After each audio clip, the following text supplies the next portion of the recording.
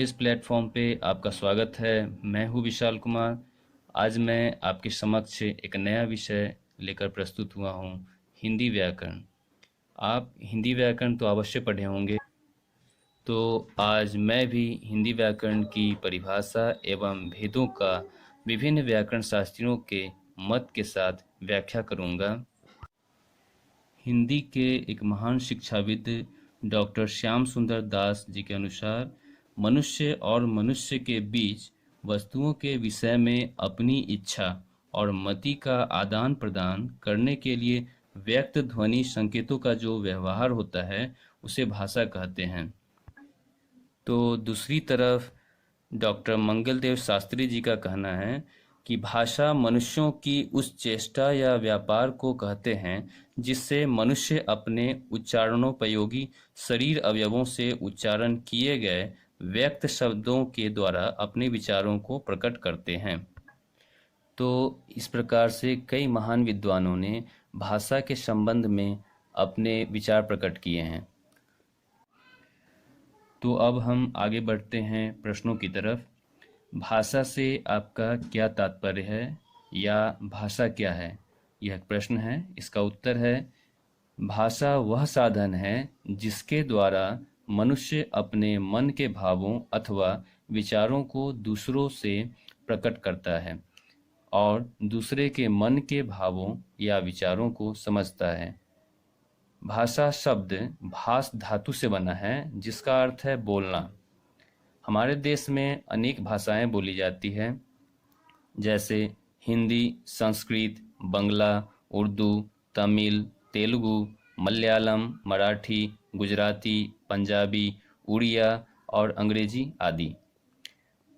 भारत के संविधान के भाग 17 में अनुच्छेद 343 से 351 तक को राजभाषा से संबंधित बताया गया है।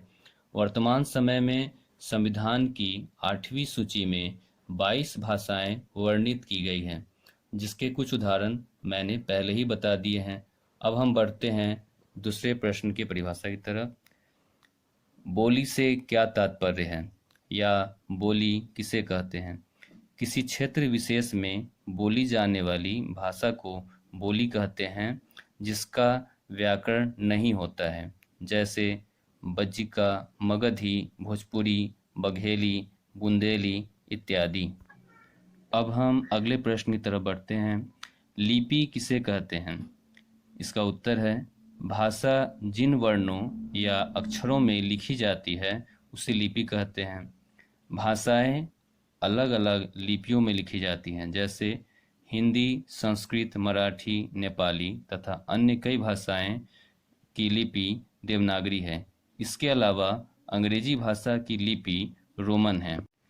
अब हम भाषा के प्रकार के बारे में जानेंगे। प्रश्न है, भाषा को कितने भागों में बांटा गया है या भाषा के कितने भेद होते हैं? इसका उत्तर है, भाषा को 3 भागों में बांटा गया है, मौखिक भाषा, लिखित भाषा एवं सांकेतिक भाषा।